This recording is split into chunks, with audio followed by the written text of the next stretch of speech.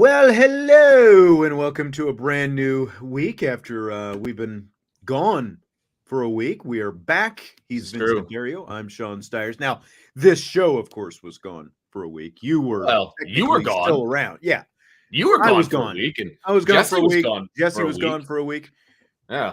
Good news that, Jesse will be here tomorrow, and I'll let him talk Oh, about it. I didn't know if we were allowed to, Well, he put has this out in the officially ether. made an honest woman of his lady friend. About time. Proposed. She said yes.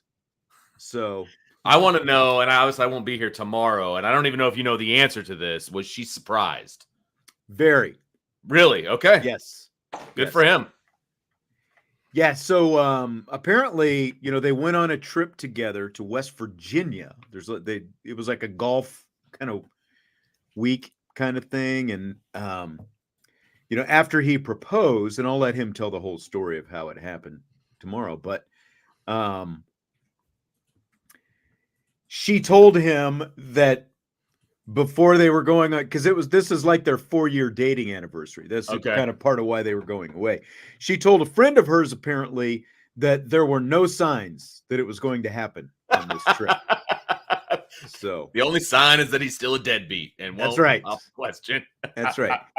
He hit it well, though. He had a good plan, and again, I won't. I won't do the spoilers today. I'll let him kind of tell the story of sort of how it happened and all that kind That's of stuff fair. tomorrow. That's fair. Don't steal his thunder. That's right. Don't steal his thunder. But Yep. Announcements everywhere. I know. We got Jesse Stires finally making an honest woman out of his girlfriend, fiance now. Yep. Fiance. My fiance. No, fiance. We got Ryan Roberts, who announced today officially that there is an end date to his time at Irish Breakdown. Out of here. He'll be here tomorrow, though. That's true. I know so he will did Jesse. So there you go. Today. Yeah. And then Notre Dame hockey has decided to have a different head coach. Yeah. So Jeff Jackson moving along. All kinds of announcements coming forth today.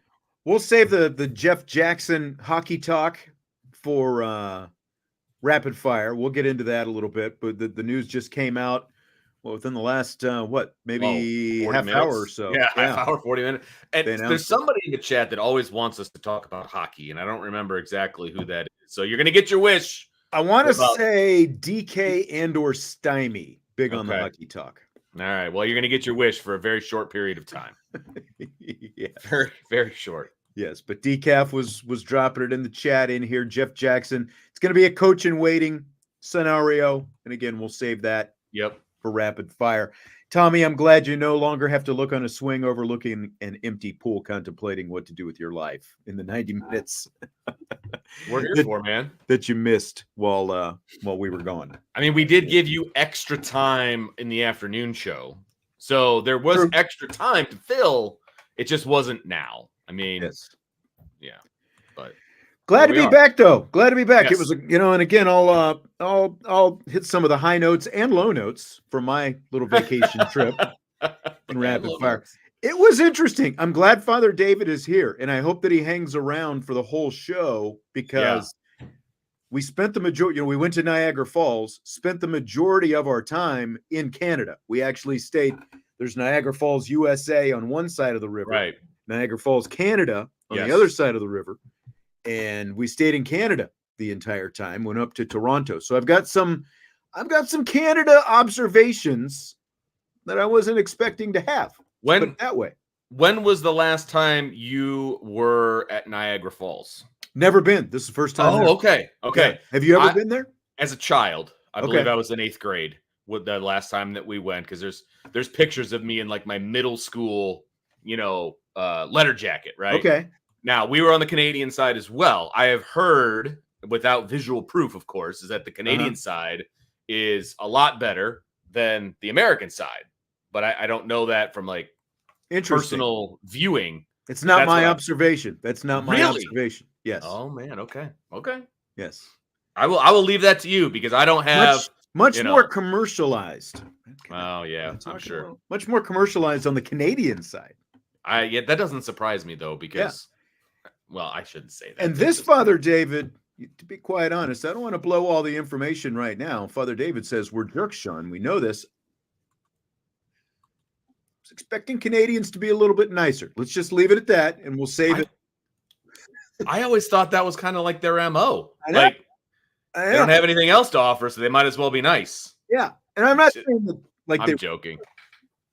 Like jerks might be a little bit far, but I expected them to. I just expected a little bit different, and I'll explain. Oh, now you're leaving me hanging. That's a tease. I'm saving it because I got a lot to unload on. I mean, there were a lot of different things from candy bars to TV, and I've got a list. I did find out a lot about Nikola Tesla, by the way. Really? Yeah. Random. Okay. Yeah. Well, did you know that he and Thomas Edison and George Westinghouse all lived in Niagara Falls on the U.S. side, and that's essentially, Benjamin Franklin widely credited for inventing electricity, but those three guys essentially, by experimenting with electricity, like harnessing the falls, they essentially brought. They were the first ones to electrify a city, to bring to light up an entire city by using the falls there. Direct current, alternating current. There was a big chasm. Look at you. Saying I learned a lot. I learned a lot that I did not know about electricity before this trip. I am impressed by the knowledge that you have brought back to the United States. I know. From our good friends up north. I am impressed. They are big fans of Tesla, by the way, in Niagara Falls, New York. There's actually a statue of Tesla. Again. Okay. Yeah. It's more than just a 5-man acoustical jam is what Tesla is. Google that album, by the way. I am bountifully impressed by the knowledge that you have brought back. I am really impressed. Now, I know that you did because you put it on, or it was put on social media, I believe by your wife, but you also took in a baseball game in Toronto, which I have been to a Blue Jays game in my adult life. Now, it was my son, who is now 17, was I think 2, because I believe he was 2. Went up there for spring break, the whole deal, and then my father-in-law and I caught a baseball game. Weird having baseball indoors. Was it in the Rogers Center at that point? Yes. Do you remember? Okay. It was. They had the dome open. Okay. Well, it was very closed when we were there. And we literally just walked up, and got tickets at the door, at the gate, and they were like ridiculously cheap. And we sat right behind the dugout. It was fun, had a great time, but it was just a weird feeling being indoors. Yeah. Watching a baseball game. I don't know. That was weird. You ever been to Milwaukee to their I have not. Miller Park? I have not. Updated, more modern version of a dome, but obviously indoors as well. We've been up there. It's just weird. Like you got the hotel, windows all there in the outfield, watching people watch baseball. It's an interesting experience. I will say that. But that was like 15 years ago now. But wow. Only my second time to Canada. The first time Vancouver, which is over by Washington, other side of the country. So okay, you have to have a passport these days to get into Canada, don't you? You do. Then when I went to Vancouver, when we went to Vancouver, I was with my wife at that point as well on that trip. Visited a friend in Seattle, and then we drove up to Vancouver. This was mid-90s. Right. She was actually carrying Jesse at that point. But you didn't need a passport then. I don't know, was it 9/11? I don't know if that's what triggered that the whole probably thing. Because, it would have been a little after that because we were up there in approximately 2009-ish for spring break, and we did not need a passport. So I think that was towards the tail end, though. Okay. I think that was towards the tail end of that being available. So all right, we're spoiling all the Canadian talk. I know. Show. We went way off the rails as we do. I know. It's okay. But Father David's in now. Contributing. I do agree with what Joe Allen is saying. I went to the Metrodome once. This was probably around 2003.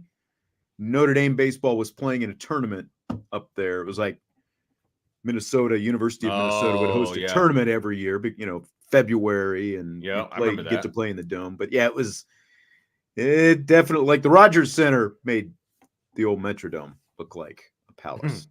I can imagine. I wasn't The old unimpressed. Metrodome makes the Rogers Center look like I wasn't unimpressed with the Rogers Center itself. It was just weird watching baseball indoors. That was just very weird to me. But Yep. So we'll hit Niagara Falls toward the end of rapid fire. We'll do that. All right. So the theme for today's show is 2 words for every Notre Dame football opponent this season. This is harder than you might think. It really is. By the way. Because when I sat down to do it, I obviously didn't want to be flying blind when I came in here and just trying to come up with stuff off the top of my head. That would not be a good podcast. I've got my notes. But it's difficult. It is difficult. And I tried to go with like my gut feelings as the name came up. You know what I mean? And a lot of that is personal. You know what I mean? I'm finding out as I'm writing these down. So we're going to have to see how this goes. I'm very curious to see the route you take on some of these. And I did kind of leave this, as I said in the note that I sent you. You can do this in whatever context you want. Basically. It open. I like it.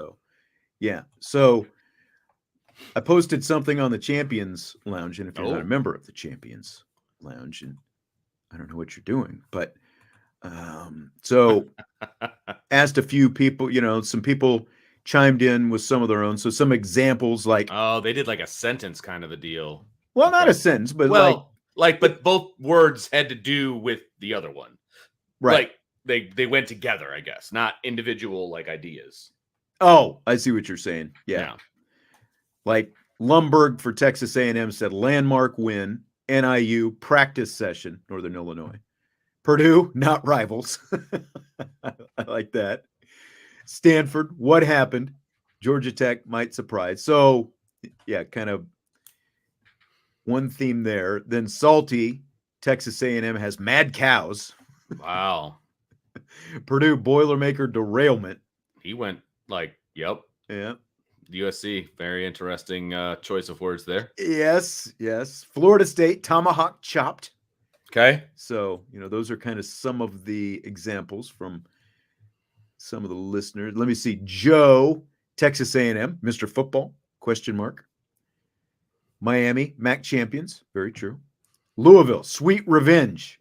Mm-hmm. Joe says Stanford, stop, please. I like that, actually. I don't think he disagrees with us. Army, cool uniforms. Virginia, senior game. This from AFMOS. Texas A&M grand opening. Purdue, easy roadie. Interesting one there. Yeah, that is interesting. Florida State, unbeatens collide. Virginia, Cavalier crunch. Little alliteration there. And USC, Heisman showcase. Like that one. So I'm sure that he's saying that Riley Leonard is going to be a big Heisman contender going into that USC game to close out the regular season. So, Vince, let's go with some of our own, starting with Texas A&M. What have you got? What are your 2 words for Texas A&M? So I have defining win. Defining win. So and the reason I did that is because this is the opener. It's on the road. It's an SEC opponent. Like, it checks a lot of the boxes that need to be checked as far as this schedule is concerned, right? And if they win, which I believe that they will do, and I believe it won't be all that close. And so this will be a defining win that allows Notre Dame then to just really settle into the rest of the schedule and have some success. So I think keeps Notre Dame in the hunt all year. It propels them to where they need to be. Yeah. Mine was Elko enabled is what I came up with. And I was like, I started off doing this thematically. I was going to try to do all of them, you like using the alliteration. And I'm like, yeah, that might be a little bit too much. Because especially like it got tough, like you said, I was trying to think of some different, different takes for each of the teams. And it just got too tough to try to keep that theme. So Elko enabled is what I came up with just because feels like there's a lot more, like the perception of Texas A&M seems like everyone thinks that this is going to be this great world beater kind of team right away because of Mike Elko, essentially. Like everyone's placing all this on Mike, and somewhat justifiably, if you look at the results that he had at Duke, which obviously is not a football power. But to me, the biggest difference is he doesn't have Riley Leonard. He had Riley Leonard at Duke. He has Connor Wigman at Texas A&M. Big difference in the kind of quarterbacks that so I think it's going to be a little bit tougher going for Mike Elko in year where they're still going to have a good defense. They're going to want to run the ball. I don't know, again, like you get a team like that, especially for Notre Dame with the defense that the Irish have with Colin Klein as the offensive coordinator, essentially I think it becomes much easier to make them one-dimensional. So to me, they are largely Elko enabled right now because of the amount of, sort of hype placed on them because of Mike Elko's arrival. I will say that I would much rather have them in game 1 than like game 10. Right. Because I do think Mike Elko's a good coach. I do think he's a good coach. And I'm not saying he's not. But again, right. Like if you just look at who's quarterbacking these two teams in game 1, huge advantage for Notre Dame. They're putting the cart before the horse. Like there's a lot of people out there because right now this game is a pick'em game in Vegas. This is not a pick'em game. I'm sorry. Right. And there's not much that you can do to convince me that this should be a pick'em game. Notre Dame should at least be a 3.5 point favorite. At least. Because then you because take it's a road 3 game points, and everything else. You can see the reasons for and how they played last year, even if that factors into it. I can see reasons for them not, but Notre Dame should be a 3.5 point favorite. But this is not a pick'em game. I'm sorry. No. I get the death stare at my child. But yeah, I'm happy this is game 1. I do think it sets the tone for the entire season. And I think Notre Dame is going to be more than ready to rock and roll in game 1. So, okay. So that's Texas A&M. Yeah. How about Northern Illinois? This to me might have been the toughest one of all. So I said little pups because they're the pups. Huskies. Little pups. I tried, it's Northern Illinois. Like they're a middle of the road MAC team. So they're not even like a good MAC team, like a Toledo or a Miami of Ohio, for example. They're middle of the road at best. And, a lot would have to go wrong for Notre Dame to blow this one, obviously. So they're going to come in, they're going to get their paycheck, they're going to go back, to Illinois. So they're the little pups since they're the Huskies. Andre, practice perfection. Oh, I like that. A lot of people going with the alliteration. Roger the Dodger, pound puppies. Oh, I like that one. That's a good one. Not bad.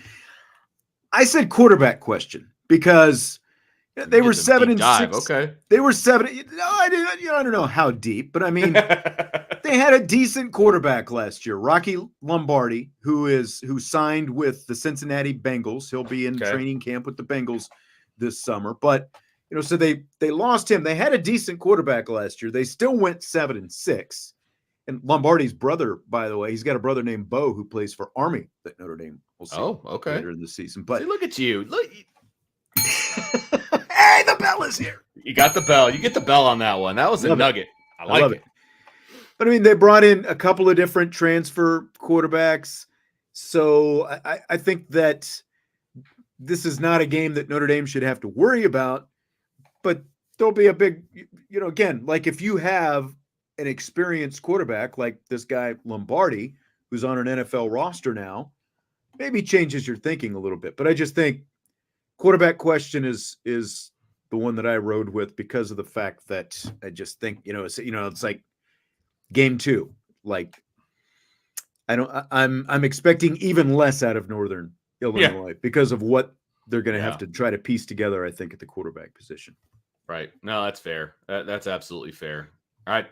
We're going to talk about another MAC school here, and they do have a returning quarterback who is at least pretty decent, but they also had some defections to some higher levels and things like that. We'll get to that. We'll get to them in 2 weeks, actually.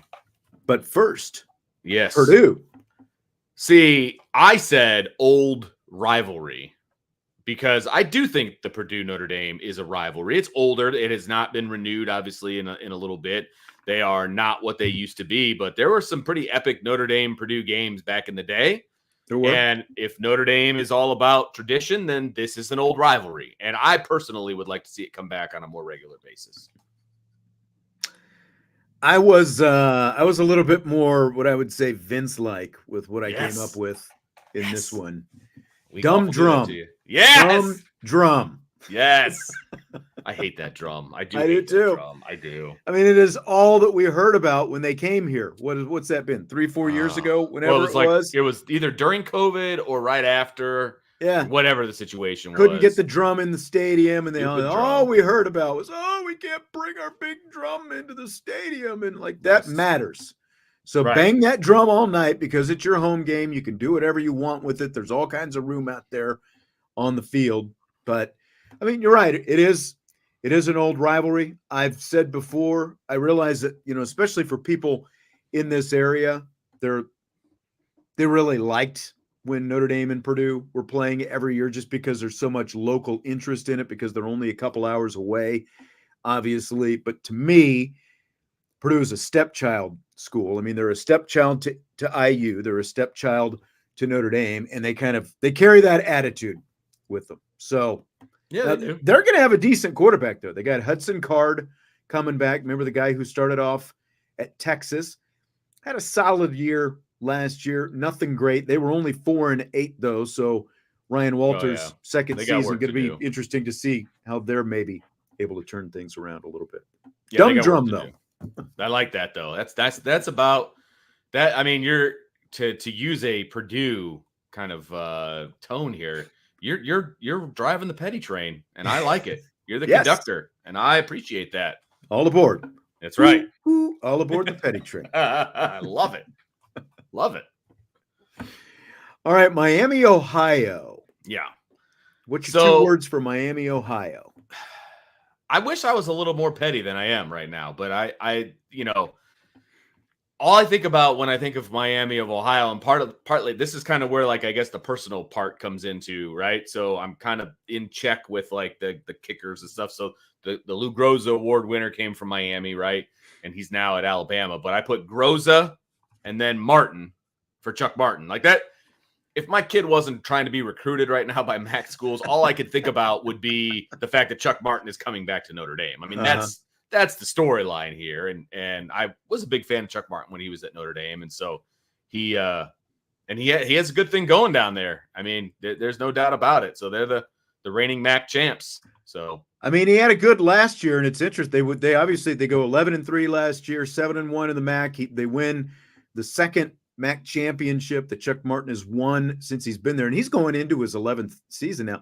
He had 4 straight losing seasons to start off there, and they've gone to 3 straight bowl games the last 3 years. Last year was the best record that they've ever had, and he spun that into a 5-year contract extension. And I just realized I didn't even give my 2 words. My 2 words, after saying all that, are Lucky Chucky. So Lucky Chucky for Chuck Martin. He fell into a great spot, and I don't think he has any desire to leave.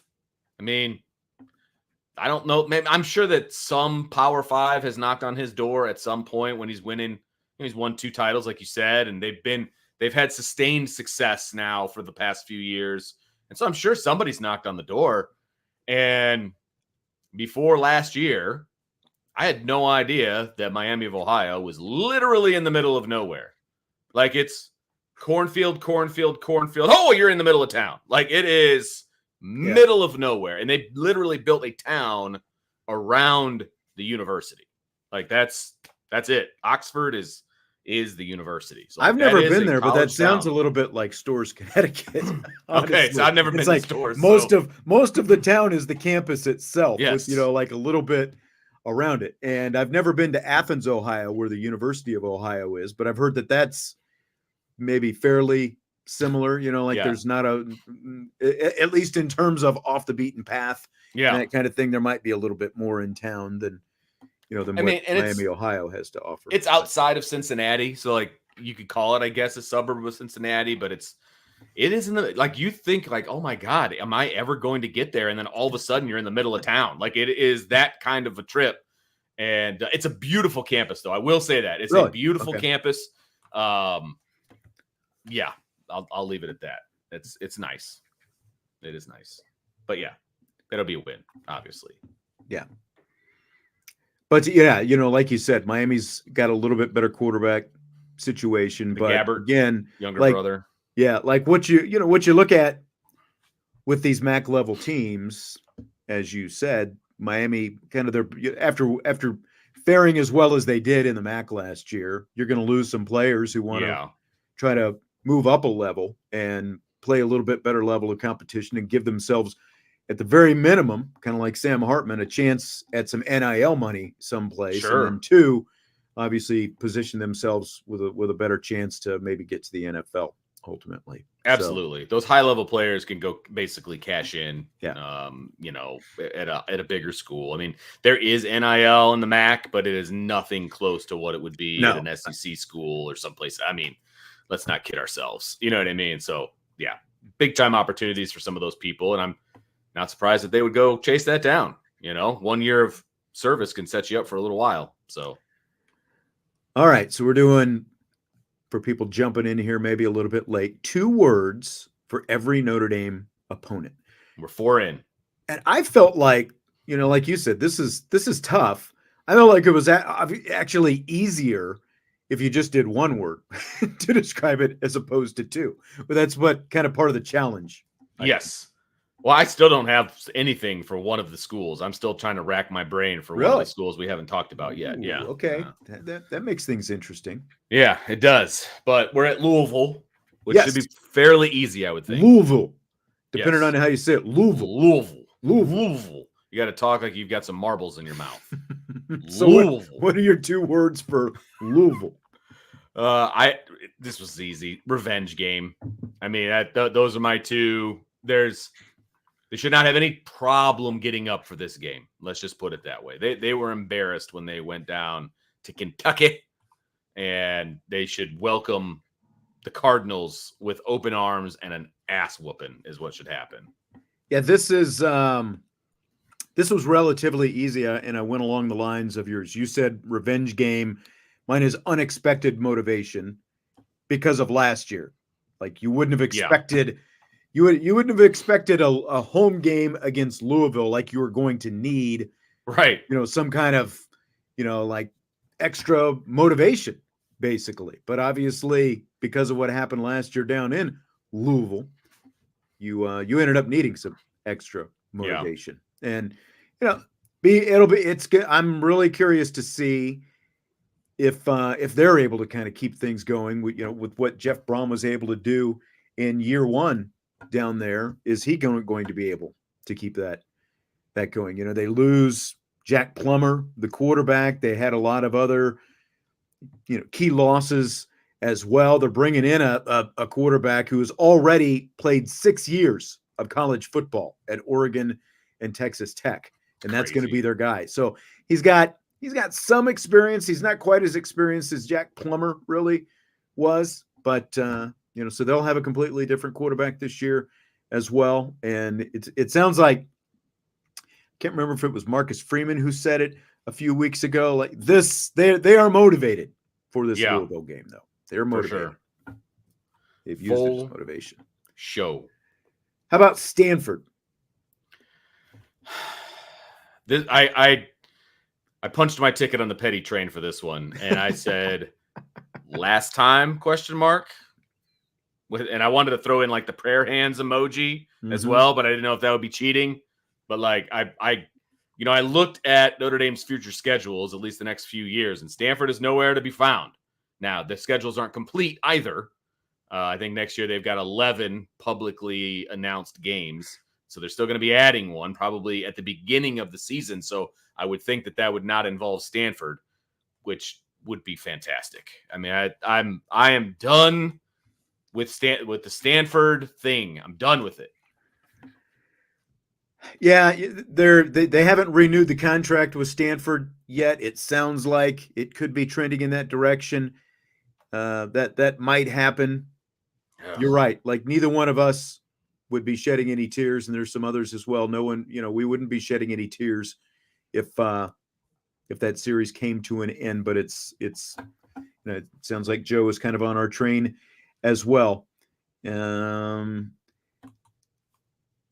I said more motivation though. Kind of along the line of Louisville, because of the fact that 2 years ago, when Notre Dame hosted Stanford, obviously a game that they should have won and were favored to win, they laid a complete egg out there in a primetime game. At least this game is not going to be in primetime, but it's more motivation because of the fact the last time you played them here at Notre Dame Stadium, you lost to them. So there's some more motivation. So you've kind of got back-to-back games, the Cardinals and the Cardinal, no S, where you've got extra motivation that maybe you didn't think that maybe you were going to need initially.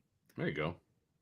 But I mean, they thumped them last year out there. Yes, they did. In Troy Taylor's first season. 2 years ago was a bit of a fluke, but they still lost to them. Yep. And there's plenty of kids still on this team that remember that. So hopefully, again, don't exactly have to dig into your deep bag of tricks to motivate this team for that particular game. Correct. How about Georgia Tech? 2 words for the Yellow Jackets. I am not sold on Georgia Tech. There are people out there that think that this game is, I don't know. I'm not sold on Georgia Tech. Now, when you look at the schedule as a whole, okay, they're top half of the schedule. Okay, fine. It's a quote unquote neutral site game, even though it's a couple of miles from campus, down in Atlanta. Still in Atlanta. Yeah. Right. I don't really understand that. It's just Georgia Tech decided not to have it on campus because they want to make more money. That doesn't make it a neutral site game, but whatever. I have no sting. That's what I have. No sting. Okay. Because they are the Yellow Jackets, in case people don't know that. And so I said no sting. See, I'm kind of buying into what you're talking about because I said sneaky threat, Well, see, there you go. But hey, everybody's entitled. I think this could be a little bit like Louisville last year if you're not in the right frame of mind, basically, right? Especially because like Haynes King.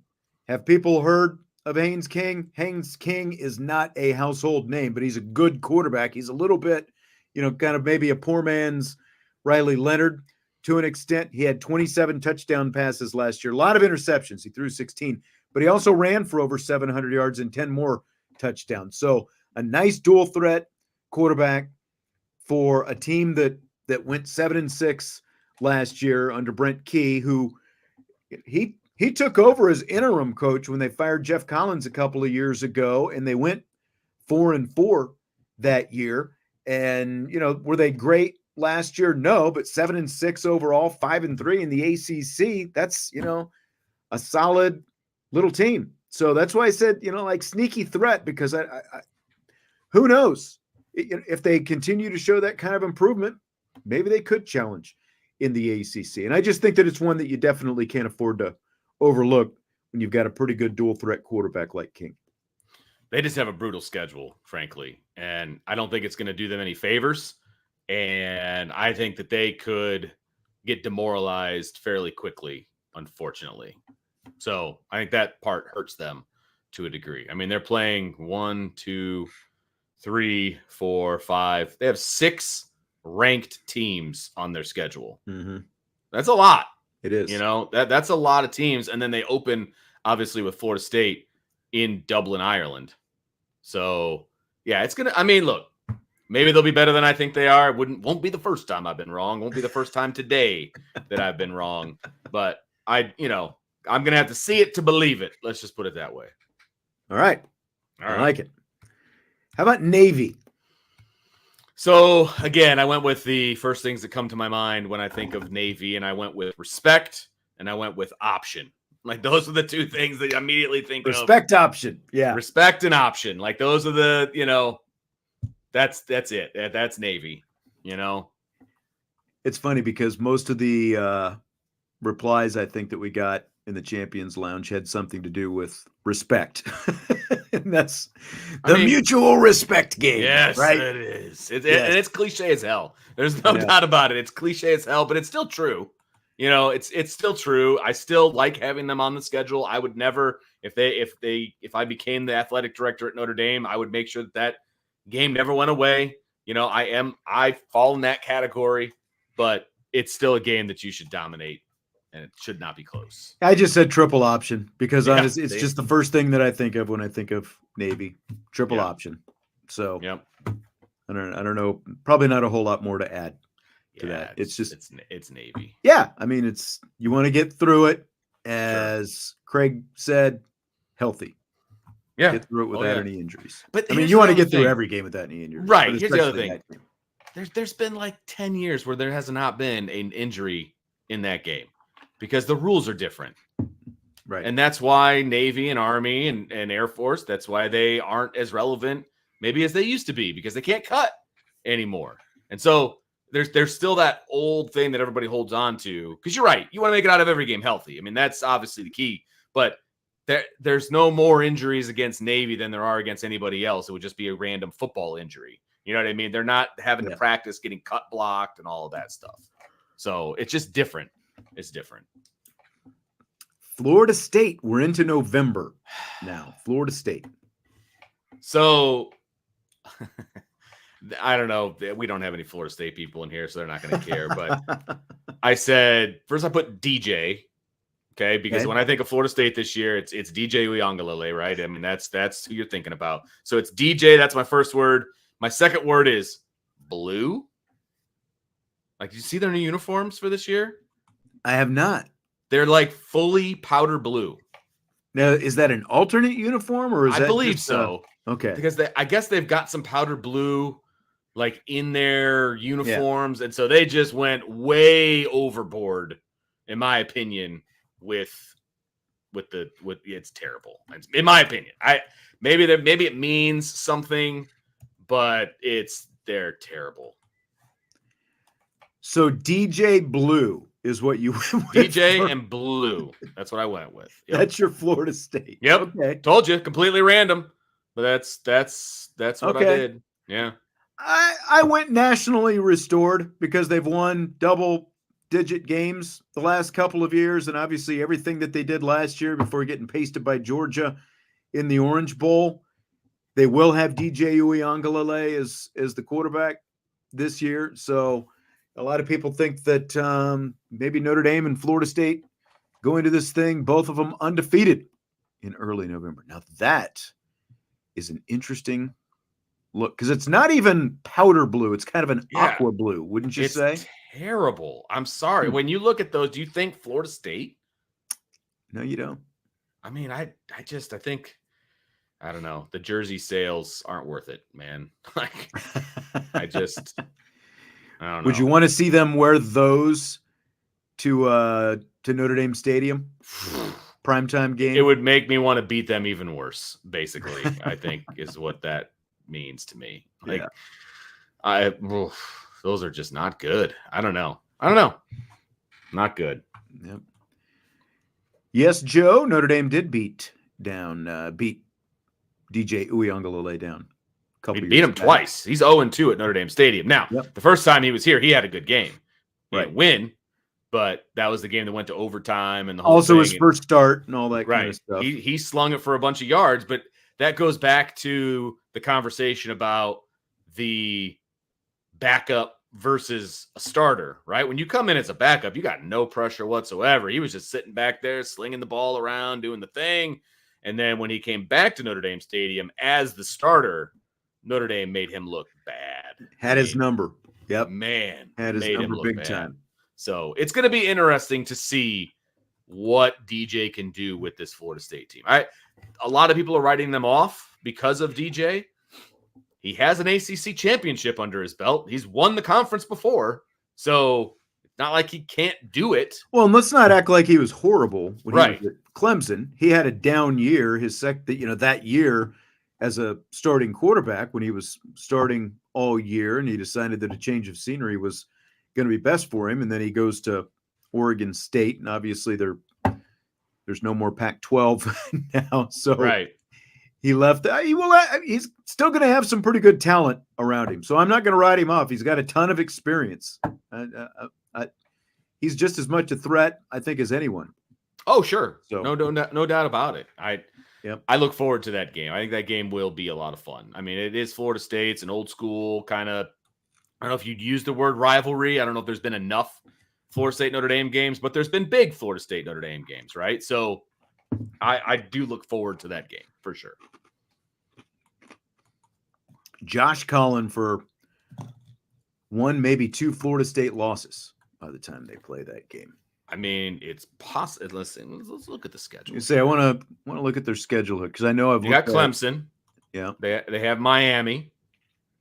Well, here's the schedule: Georgia Tech and Ireland, Boston College, Memphis, Cal, SMU. SMU could be a sneaky game. They got Clemson at home, and they got Duke on the road.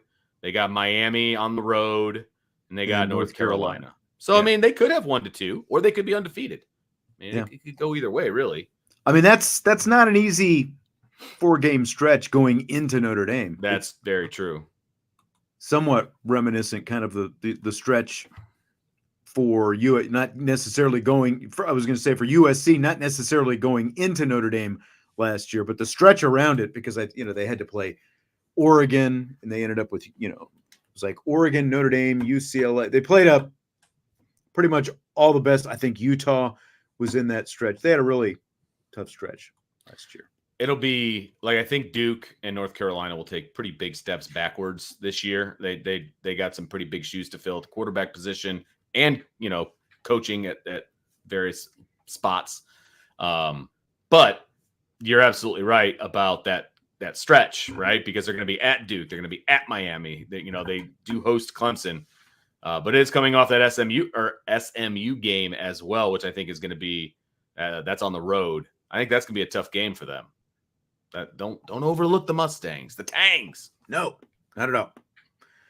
All right, how about Virginia? This is the one I didn't have anything for, and I decided it was the toughest one for me, probably outside of Northern Illinois. So I'll be curious to see what you go with here. Will Fuller. That's what I came up with. That's a little memory. It's immediately what I think of when I think of Virginia is Will Fuller scoring the touchdown at the end of the game. 2015. Yep. I went with a name. Mine is Chris Tyree. Oh, of course. It's the first thing and really the only thing I could think of. Thinking about and it'll be the Chris Tyree game, no matter what. Yes, it will. With him coming 100%. Back. Yep. And I love Chris Tyree, and I was very sad to see him go, and he will add a punch to that team. There's no doubt about it. But the problem is he won't be able to do it himself. Yeah. And so it's going to be for naught against Notre Dame. But I hope he has a great game. I would love for him to have a great game. Yeah. And Tony Elliott, things have just not trended at least through his first year plus. He took over as interim. They were 3-7 with him as interim. They kept him on as head coach. They were 3-9 last year, won only 2 games in the ACC. So that's rough. Yeah. Could be a really nice senior day for Notre Dame. Yeah. Put it that way. How about Army? Again, this is kind of falls into line with Navy, obviously, but I put NY Yankees. No. Okay. Because they're playing at Yankee Stadium. Yep. I know that's not very original, but that's all that this game is it's a chance for them to play at Yankee Stadium again. I almost put bad uniforms. I hated the uniforms they had last time they were at Yankee Stadium, but they've done a little bit better job the last few years. I don't know if it's because of Jeff Monken, who's going into year 11, but their uniforms have been a little bit better the last few years. I have noticed that. Yeah. Like Navy would always outclass them in that Army-Navy game. And Army has upped its uniform. They've upped the ante a little bit. I agree with that. Yeah. Yep. I just said other independent. Oh, okay. You got Notre Dame. There's not many of us left. You got Army. That's right. So that's what I went with. But man, Monken is he really has restored Army though, just in terms of the consistency that he's had. They've been 500 the last couple of years, but he's 15 games over 500 in his 10 years at Army. And they're competing with Navy. They're beating Navy more regularly. I'm not saying they do it every year. Obviously, that's a huge rivalry game for them, but Monken's had him a lot more consistent since he's been there. No doubt. No doubt. Last one, Southern Cal. I love how you call him Southern Cal. Playoff propelled is what I've got for that one, because the USC game, you can use all the cliches in the world. You can throw out the records. You can do whatever. It's a rivalry game. But it always seems like if Notre Dame is going to have a successful season, the road goes through Los Angeles. And that's going to be the case this year. So here we go.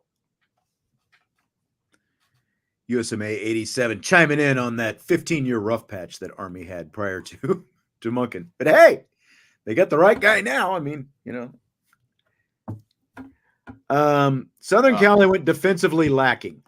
Nice is what I went with. Made some good hires in the offseason. We'll see if it pans out. I still don't think they're going to have it figured out. Yeah, but. I mean, that defense, as just the horrendousness of that defense, really did vastly overshadow what a good offensive team USC still was last year. Now, you wouldn't have known that by watching the Notre Dame USC game. They dominated from the opening whistle. But they were third in the nation in scoring offense, 118th in the nation in scoring defense. And that's so, again, like maybe you should be a little bit more excited about your guy, Caleb Williams, than what you are with just how bad that defense was last year.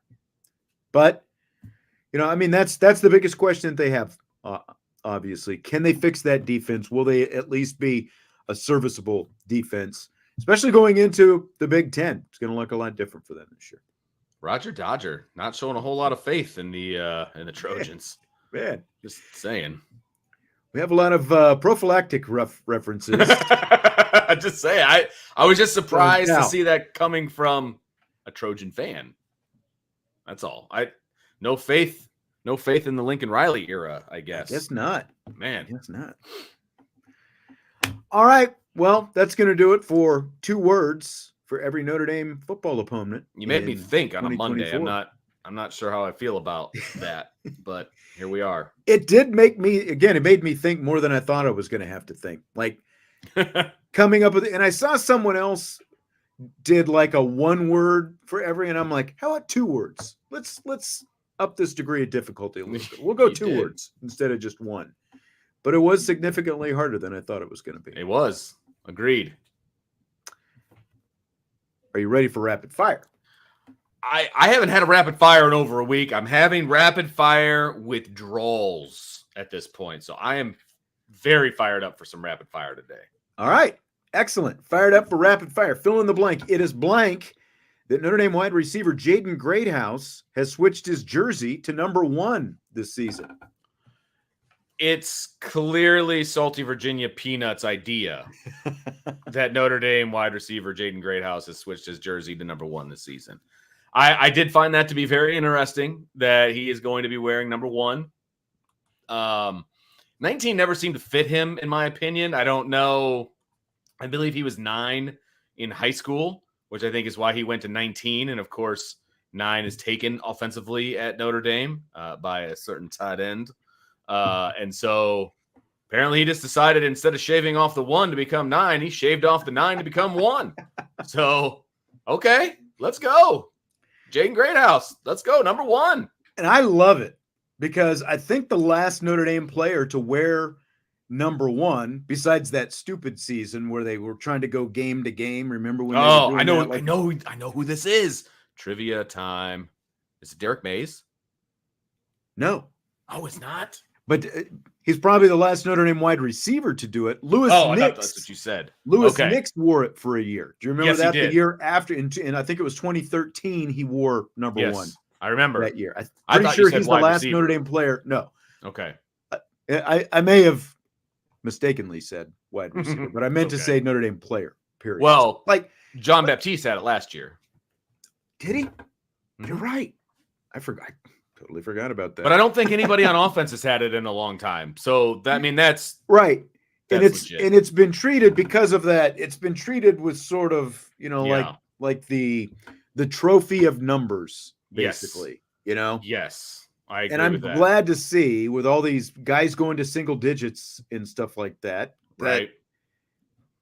that we're going to get, someone's finally going to wear number 1. Like I've been wanting to see it, and now we're going to see it. And I think that Jaden Greathouse might be the perfect guy Yeah. to do it.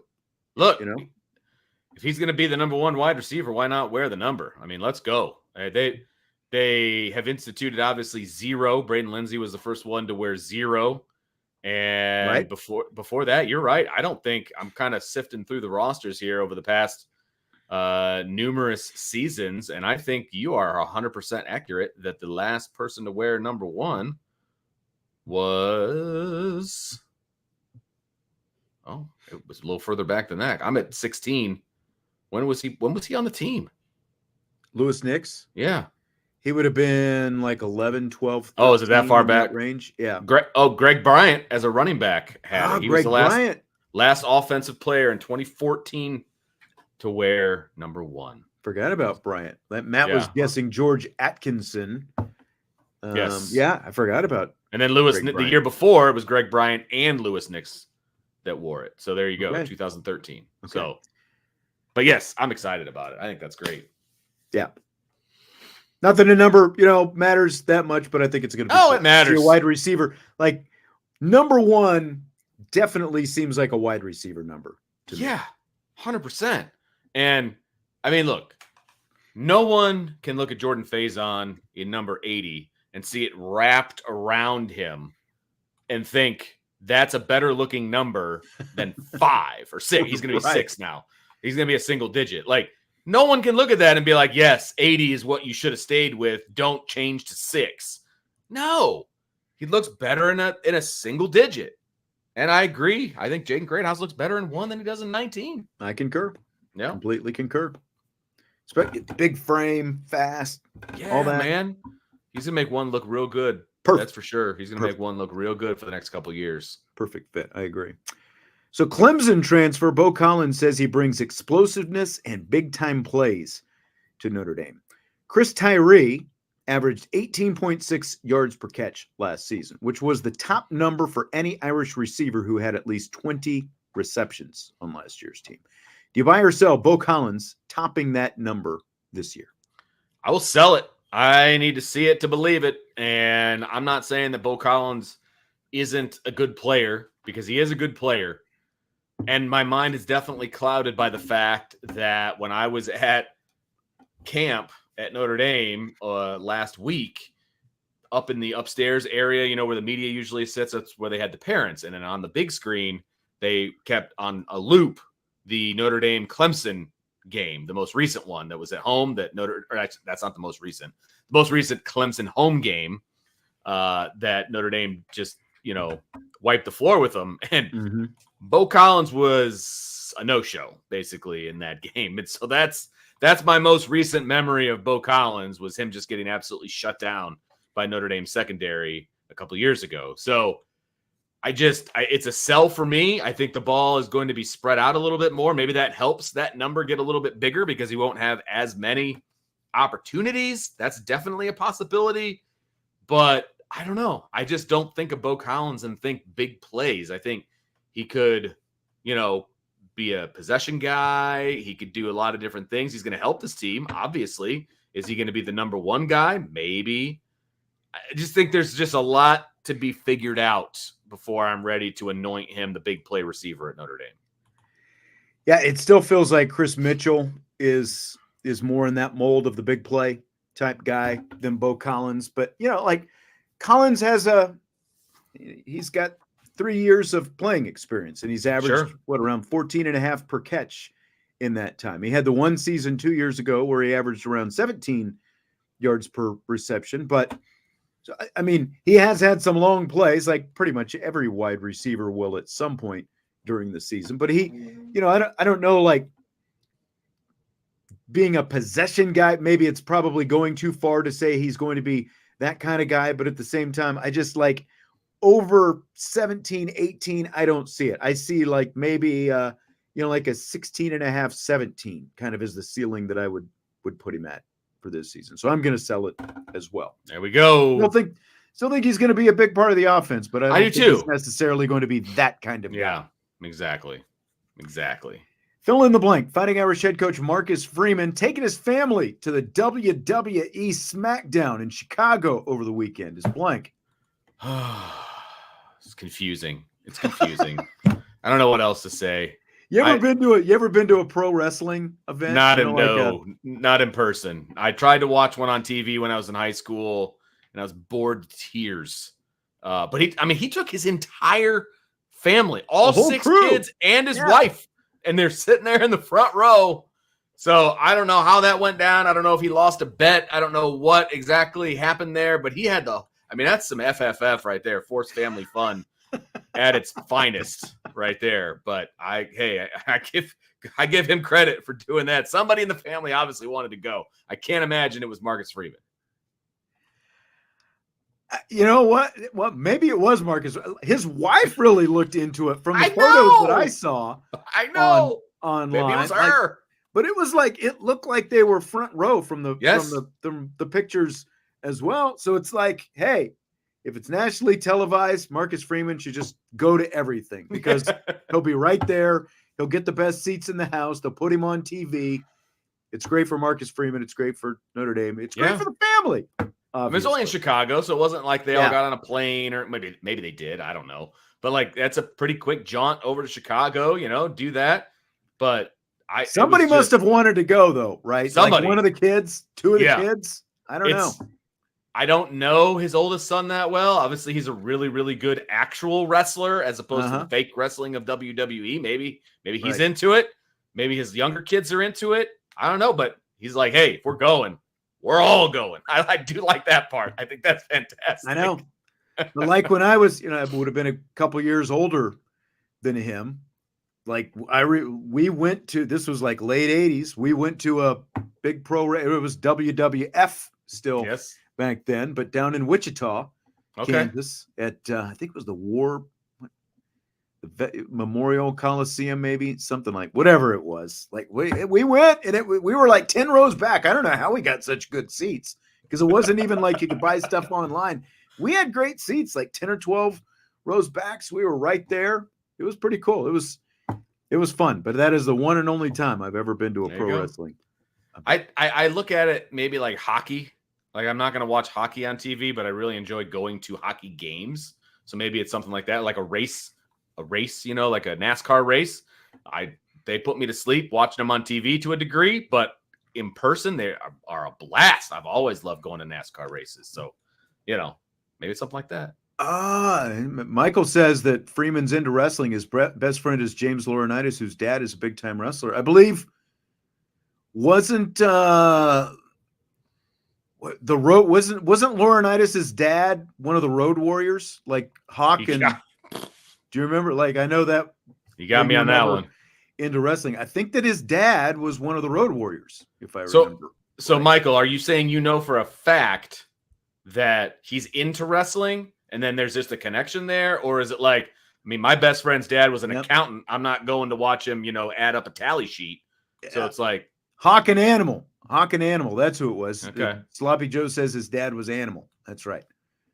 Road Warriors was kind of back in my day, back when you had Hawk and tag team. Back when it was real. That's right. The Animal. I forgot about that. Well, but so maybe hey, I don't know. Hey, maybe it is. A lot of people watched that stuff. The place was packed, So that it was. There's still an appetite for it because it's still on TV. They still pack arenas. Yep. Like Joe said, great publicity. Like I said, just go to every nationally televised event that you can go to if you're Marcus. There was no Notre Dame game on, obviously. On TV. So I'm surprised we didn't see him at the swim trials at Indianapolis. We've got swim trials coming up here in rapid fire in a few minutes. First, though, Jeff Jackson, Notre Dame hockey coach, announced his retirement today. 20 years at Notre Dame. He's going to coach one more year. Yep. This will be his 21st and final season at Notre Dame. It's like, man, you sit back and think about it. This guy has been around for a while now, but I guess, what do you think about Jeff Jackson retiring, and what do you think about this succession plan that they've got in place? Associate head coach and former Notre Dame player Brock Sheehan, who graduated from Notre Dame in 2008, is going to be the next head coach after Jeff Jackson steps down after next season. There are a lot of things I think about this particular situation. Number one, look, Jeff Jackson brought Notre Dame hockey back to relevance as far as hockey is concerned in collegiate athletics. He guided them through multiple conference changes and things like that. I mean, They were in the Big East, I want to say. Then they went to Hockey East, and then they're in the Big Ten. Like, I mean, they've been bouncing all over the place. CCHA, not the Big CCHA, East. that's what it was. CCHA, yeah. Thank you. I couldn't remember what the original conference that they were in, but then they went to Hockey East, which is like the old school, like bang 'em, hockey conference, and then back to the Big Ten. And they've had success everywhere they've been since he's been here. And he was the head coach when they built Compton. And that is a absolutely gorgeous facility for hockey. And it is buzzing almost all the time with either local teams or Notre Dame. The Blackhawks come and work out here. Like, that's a huge deal. And he was the head coach that was here when all of that went down. So you've got to give him some credit as well. There's actually hockey camp going on today as we speak, which I thought was very interesting timing of the announcement. Yeah, no but kidding. It's, he should be applauded for everything he was able to do at Notre Dame. Took him to the Frozen Four a few times. Never got over the hump, obviously, to win a national title. And so maybe that's what the next guy will be able to do. But a lot of credit has to go to Jeff Jackson. He kept Notre Dame in the conversation for a long period of time.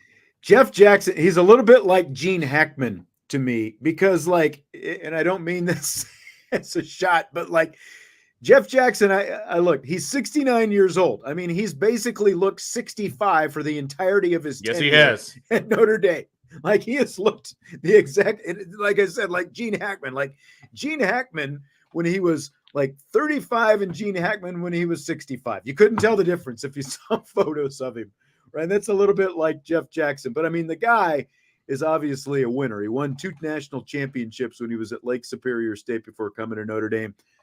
Got Notre Dame, which was basically kind of a stale, hockey program, got him to the national championship game in his 3rd season.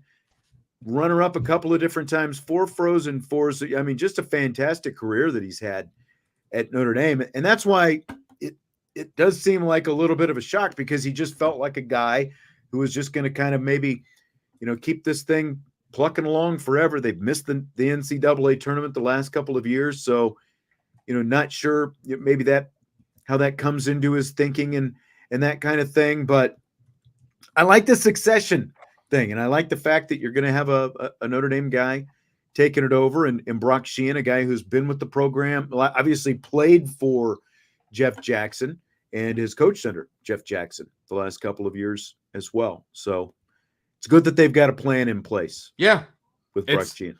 It'll be interesting because, as you and I figured out when we were kind of doing a deep dive into the staff, I've had a lot of correspondence back and forth with Paul Pooley, who has been right there next to Jeff since he got here 20 years ago. Slaggert. Yep. And those guys, all 3 of those guys are, they're closer to retirement than they are at the beginning of their careers. I'll just say that. Right. And they tabbed the young guy on the staff, the 08 graduate, as the next guy, which I find to be very interesting. Right. And so, they're making a point to go younger. Much younger. So, yeah. Is he going to retain anybody on his staff? Are all 3 of those all 3 of those guys going to be like, hey, it was a great run, let's go out together. So it'll be interesting to see what Notre Dame looks like a year from now, from a coaching staff perspective and all of that. But what a great opportunity for Slaggert to walk into. I mean, as your first head coaching gig. To be the Sheehan, excuse me. Sheehan.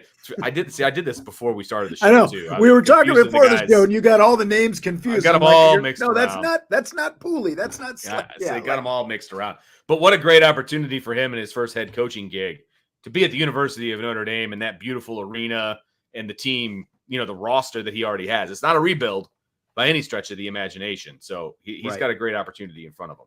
Yeah. I mean, it's crazy though. They've already been in the Big Ten in hockey since the 17-18 season. It seems like just yesterday, literally, I know that they were moved into the Big Ten. But like, remember, they were just running roughshod over the Big Ten that first year.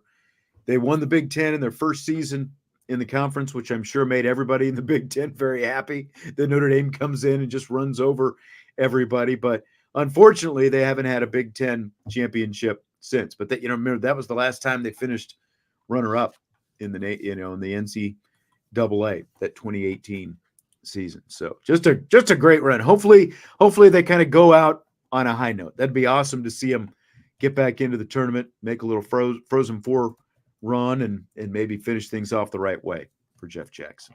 So, but a great handoff still as well. Yeah, I mean, they got a plan. That's awesome. Yep. A big Olympic week for a Notre Dame alum as well. And this one kind of came out of the blue when I saw this one popping up. Really didn't hear about this story. Chris Giuliano, Notre Dame alum, at the Olympic swim trials, which were right down the road in Indianapolis, at the football stadium. They built an Olympic swimming pool inside the football stadium. 2 pools. Yeah, because it was a warm-up pool, and then there was the actual competition pool. So they built 2 full-size pools in the football stadium. Crazy. Wow. Yeah. And Chris Giuliano goes nuts. He becomes the first United States man to qualify for the Olympics in the 50, the 100, and 200 freestyle since Matt Biondi in 1988. There's a which name. Also puts him on both sprint relays. On the relays as well. So, yeah. That's 5 events. Yeah. I mean, he was crazy. the number 28 seed and finished second in the 200 freestyle finals. Talk about bringing your best when it matters. Yeah. No Hope kidding. he take a couple days off and get ready for the Olympics, because it's a bigger stage and it'll be something. Were you watching? I saw a lot of this on Twitter over the week. Were you watching any of the swimming Olympic? We turned it on about every other day, probably, because a lot of it was in prime time, some of the finals and things like that. I wish I would. I know it's impossible to do. It's absolutely impossible to do, is to have like all the finals on one night. Like, you can't do that. It's not physiologically possible for a lot of these guys and gals that are in multiple events, right? So you can't do that. So it would be like they would have a finals, and then they would have 2 semifinals, and then they would have another semifinal, and then they would have a finals. And so it was hard to kind of keep track of, but I wasn't trying to keep track of it either. You know what I mean? But it was exciting. Like, it was a packed house. Number one, like, I thought that was pretty cool. I mean, what a huge crowd to be cheering on these swimmers and things of that nature. And I heard nothing. I had some colleagues that went down there for the event, and they had nothing but amazing things to say about it.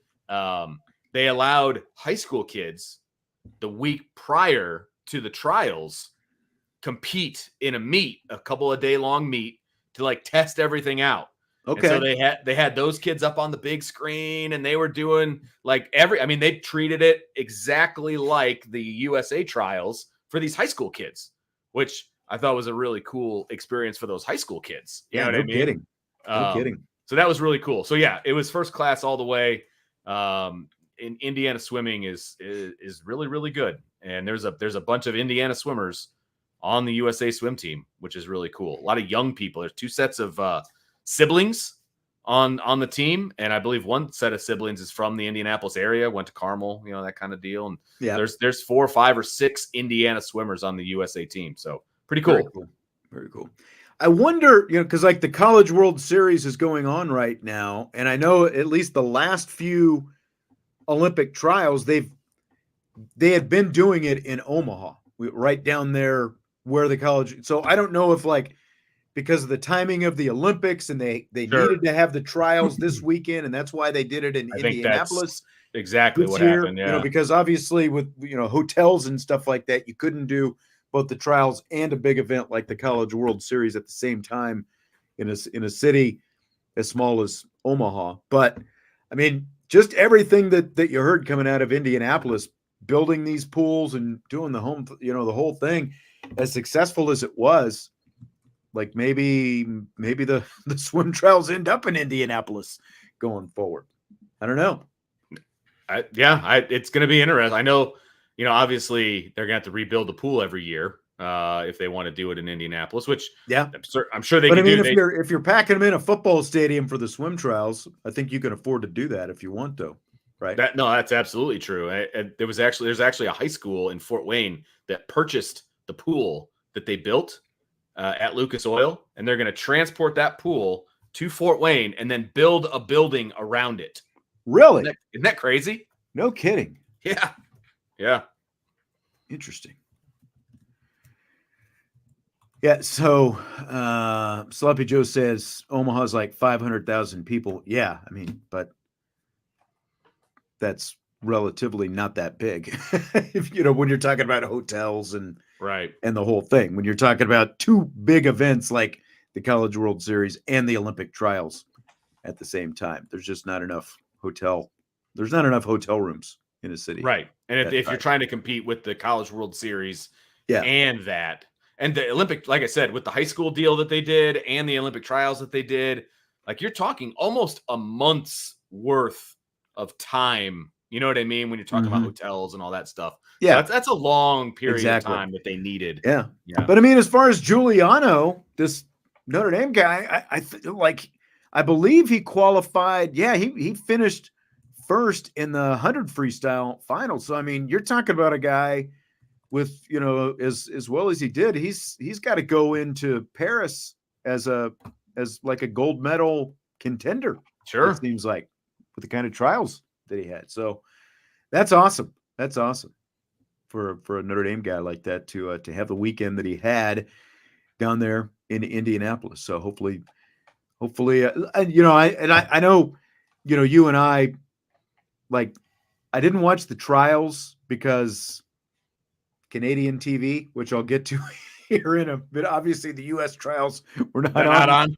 They were not on the Canadian TV. They were not on the Canadian TV up there, the U.S. Olympic swim trials. But so I didn't watch nearly as much of that. I watched the Olympics. I don't even if the trials, even if I had been here, probably wouldn't have spent as much time. Like, I watched the Olympics themselves, but like the trials, the Olympic is a trials different. Yeah. Not as.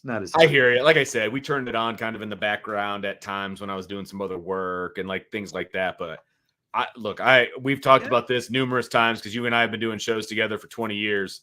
I'm a sucker for the Olympics, man. Right. I love the Olympics. And so I can't wait for a month. I think it's 32 days away. Yeah. Not a shot, David. I'm not saying by any means that Canada should have had the U.S. Shot. I'm just saying I was in Canada. Yeah, right. And it wasn't on Canadian TV. So wouldn't have been able to watch that. No. Why would they? No, that would be silly. Just like they're not showing the Canadian trials in the United States, to my knowledge. I'm sure you could find them if you wanted to. Fill in the blank. Chicago Cubs great Ryne Sandberg got his statue outside Wrigley Field this weekend, and the statue is blank. Long overdue, but I understand why they did it now. It's the 40th anniversary, literally yesterday, of the Sandberg game, and so it made a lot of sense. A lot of his teammates were in town this weekend for it, and of course, on the field, the Cubs blew it because that's what they do. But the statue itself, I watched a very short little documentary of the statue. There's a lot of really cool little bits and pieces about the statue, which I thought were really cool. He wanted to make sure he had the glasses, the flip down shades. The flip shades? Okay. Those are on there. And then I guess when you win a gold glove, when you get your new glove, there's a gold, like, you remember back in the day when we had baseball gloves and it had not just the logo of the brand of the glove that you had, but it was almost like a patch. Like it was like a fabric-y patch. It was like sewn on there. Yeah. Well, apparently when you like win the a gold Red glove, Rawlings or whatever. Yeah. But it's like it's Red Rawlings, but it's like a patch that's sewn on there. Like it's a white patch with Red Rawlings on it. Okay. They make that gold. So if you want a gold glove, you get a gold patch with the Red Rawlings on there. And so on the statue itself is a gold patch. Oh, nice. With the red Rawlings on there. Maybe that's why, because like I saw the statue, and most statues, it seems like if it's a pitcher, obviously, it's going to be of the guy in a pitching motion. Yep. Pretty much anyone else, if you're not a pitcher, it seems like the statue is you in some kind of batting, whether it's swinging or in a batting stance or whatever. Sandberg's was a defensive, like he's getting ready to defend, yes, with the glove on, and that's so that's why it was very unique, is what I was going to say. Because of the fact that they didn't show him with a bat in his hand, they showed him in a defensive stance. That was his decision. He wanted it to be of him playing defense. He said, defense was my calling card. He goes, that's what I wanted my statue to be. I wanted so he modeled for it and everything. Like at 64 years old, he modeled for the statue, like in his defensive ready position. And they took a bunch of pictures of him and all that. And he still has the glove from the 84 season that he gave to the statue creator to like model it after. So it's pretty cool. So Father David is hanging out here, and this is the point in the show that I teased at the start of the show. Spent some time Niagara Falls on vacation last week, and like I said, we stayed on the Canadian side. There's U.S. Niagara Falls, Canadian Niagara Falls, and I had never been there before. My wife had never been there either. So we had, generally we had a pretty good time, but it was a unique experience staying in Canada. Okay. I need to hear why this was. Did you, like, when you said you went to a Toronto Blue Jays game? Yes, this is true. For example. So you spent at least a little bit of time in Canada. Yep. The one thing, like the Niagara Falls, between Niagara Falls and we did go to a Toronto Blue Jays game. We saw the Blue Jays play the Red Sox last week. I guess it was last Tuesday. So a lot of walking around. What struck me about Canadians is like walking. If you're walking and a Canadian is walking it's like a game of chicken. Like these guys are playing a game of chicken with you. They will not move. They will just come straight at you. They will not move. They will not get out of the way. Like you have to be the one to move. They will not say, excuse me. None of that stuff. There is none of the general courtesy. It's like I said, it's like a game of chicken every time you're walking at a Canadian. That was the thing that struck me the most. Are you rocking shoulders with people? Like, are you running into people? No, I would always move. Okay. I was always the one moving. Okay. So they knew that here comes an American and we know we can move out of his spot. I don't know. Father David says Toronto's its own world. The rest of the country is not like that. I don't know. I mean, it was very. That's your experience, though. So that was the experience that we had. Yes, I don't remember that.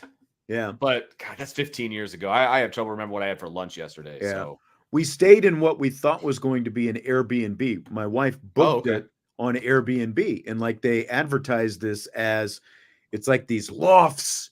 And it's a converted, like an old warehouse, and they've turned, it's going to be, we get there. Guess what it turns out to be?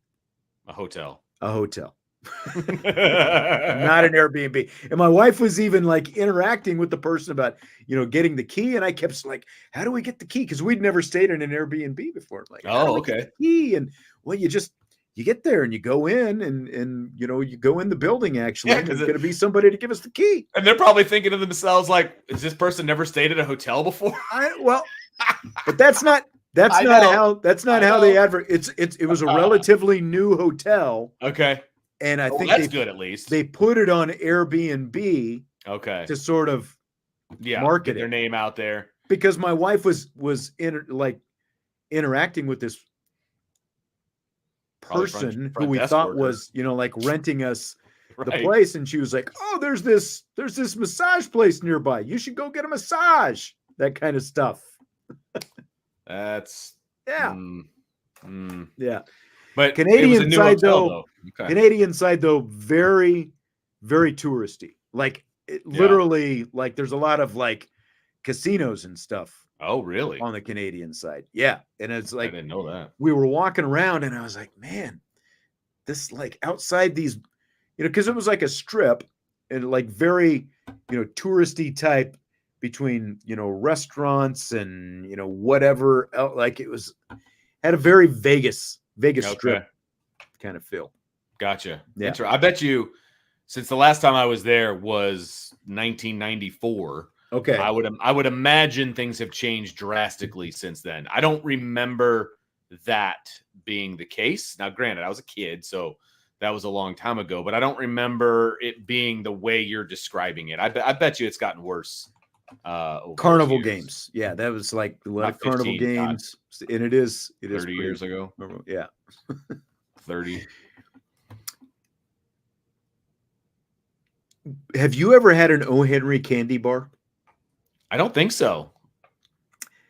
I don't know that I've ever, well, I should say, before going back to Canada, I don't think that I had ever actually had an O. Henry. They've got them in America, don't they? Well, I don't know. I have not seen an O. Henry in forever in America. They used to, and if you remember, there was an episode of Seinfeld where O. Henry was part of the plot. The woman that Jerry was with, the woman who wore the bra as a top, was the O. Henry heiress. You might remember that. I do. I remember the plot line. I don't remember the O. Henry part of it. O. Henrys are everywhere in Canada. Was surprised by that because I don't think they sell them in the States anymore. If they do, it's a very select part of the States. Huh. So, yeah. Interesting. Did you have one? Did you eat one? Had a couple because I don't remember seeing him in a long time. So it's like, hey, O. Henry, let's give it a shot. O. Henry, let's go. That's right. So we had some O. Henry candy bars. Canadian radio was very unique. It was like, had a hard time finding a station where you sort of recognize the music. And then we found this one. It was out of Hamilton. And it was very odd. It was like you'd hear like an 80s, like 80s pop song or what, like 1 minute you'd hear Madonna or Prince or whoever. So like you'd hear like a song that was a big hit from the 1980s, but then there would be like 4 songs you've never heard of before. Canadian singers. That's what they were. Like, because have you ever used the Shazam app where you can like, I know I have, yes. Yeah.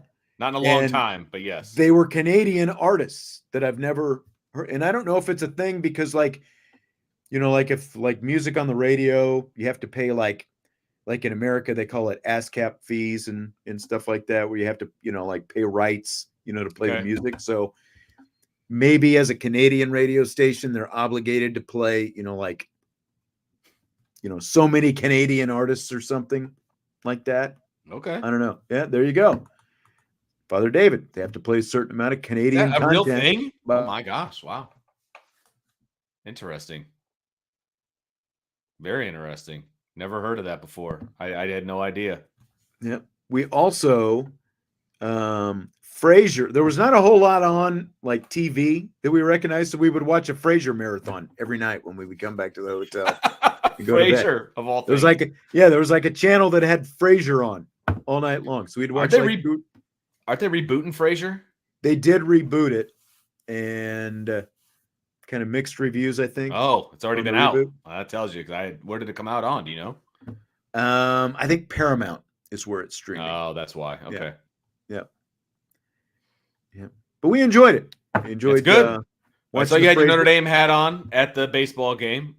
Shamrock hat. That's right. Well done. That's right. Right. But we we stayed on the Canadian side. Last thought, stayed on the Canadian side. We went back over the bridge. And when we did our like tour, we did it on the U.S. side where you went down and did the boat and all that stuff. And, you didn't do the Maid of the Mist? We did the Maid of the Mist, but it was on the U.S. side. I didn't know they did it on the U.S. side. Okay. Yeah. You did the Maid of the Mist, I take it too? When I was a kid, yeah. Maid of the Mist. Maid of the Mist. You got to do Maid of the Mist. Yep. So we did like you go out on the boat and they take you up and you wear your, your poncho and all that kind of stuff. But then there's like a national park on the US side and, did Yep. the tour and got all the information. But that's where we found out like all the Nikola Tesla stuff. They're like Tesla is basically like a local Niagara Falls legend, basically. Like, I don't know if you knew, but like Tesla came over from Croatia.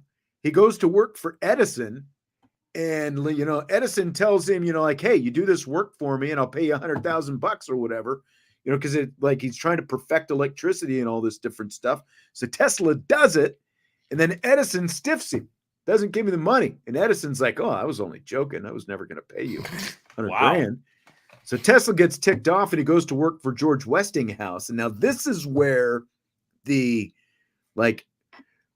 don't teach us this in the United States, I don't think. Like all of the, like how involved Tesla was with the electricity. Tesla, big alternating current guy. Edison, big direct current guy. And this is where the divide between Tesla and Edison came into play. Like Edison would literally go out in the street in the town square in Niagara Falls and, like a carnival barker, and he's discrediting Tesla. He's like, oh, he's that alternating current guy. Like, you don't want anything to do with alternating current. Well, turns out like alternating current is actually what we use in our houses today. Direct current is more like if you flip on a flashlight, that kind of thing. So, like in comparison, Tesla was actually very advanced. So he goes to work for George Westinghouse. Westinghouse, of course, big name in electricity. But I never knew these three guys all hanging out in Niagara Falls, New York. They're using the waterfalls like to experiment with, like high level electricity and stuff like that. And that is where, like they were the first ones to bring electricity to an entire city, basically using the alternating current. And then it goes from there, like branched out regionally, and ultimately because of Tesla and Westinghouse, especially, that's where power in our homes came from, was because of their work in Niagara Falls. I'm surprised you didn't learn all that stuff when you were there, Vince. Did not learn all that stuff because we didn't go to the American side, and apparently the American side is where you actually learn stuff. But again, you learn how to gamble on that is where we learned all this. That's what I'm saying. So you learned it on the American side. We didn't go to the American side. We were entirely on the Canadian side with casinos and fairs. Okay. So that's why you didn't. They didn't teach you about Tesla. Correct. I got no knowledge. There's a statue of Tesla down in that park. There's no Edison statue. There's no Westinghouse.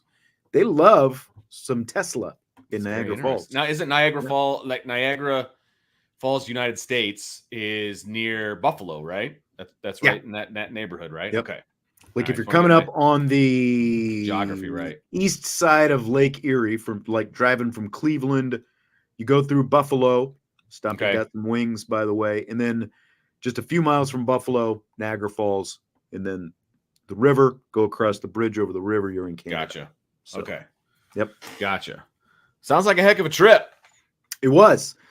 We went up to a little bit north of the town of Niagara Falls. It's called Niagara on the Lake. It's kind of a region, but there are wineries everywhere. Okay. Like, if you live in that area, like a good winery. Yeah, like if you live in that area and you don't own your own winery, it's like, what are you even doing there? Basically, like everyone owned a winery. What are you even doing there in that area? That's great. We started to go to, kind of a high end tasting because my wife wanted to do the winery tastings. Of course. It was like $40 a head, and so we left that place. And she's like, I don't need to spend $40 to taste 4 wines. So we found one that was half the price. There you go. And we did that. So that was our big wine tasting that we did. Nice. So, nice. I saw Tommy was asking, they do helicopter rides there. We didn't do the helicopter. I'm a little not a big fan of the helicopter. After the whole Kobe Bryant thing, it's like, do I really? You're not sprinting to an AAU game. Well, no, but it's like, do I really trust a helicopter pilot at this point? No offense to any helicopter pilots, but I'm not big on the helicopter stuff. That's fair. Then. So that's fair. All right. So that's it. That's all we've got for today. That was my trip to Canada. Came away again. Like, if you go up there, do the tour on the U.S. side. Get Apparently the whole you're going to Tesla. be educated. Get the Tesla experience. Yes. I learned more in that 4 hours than I learned in my entire time in U.S. public schools about electricity. Impressed. Specifically Tesla. That's right. I'm impressed. Now you're going to go buy a Tesla? I don't think so. No, all right. Just checking. Yeah. All right. Well, that's going to do it for today. Glad to be back. Great week. We're going to have got an interview scheduled for tomorrow. Ryan's going to be in with some recruiting stuff. I've got another interview lined up for tomorrow. Jesse will be in for rapid fire. He'll bring you up to date on his personal status, I'm sure. I'll let him give you the details. It's Facebook. He's not on Facebook. His girlfriend is. Oh, okay. Yeah, you're right. I don't think I've ever seen him on there before. I think everything I see about him comes from your wife. That is probably it. Yeah. Yes. Yep. All right. Hit the like button before you leave. Subscribe, rate, and review. And we will talk to you tomorrow on IB Nation Sports Talk.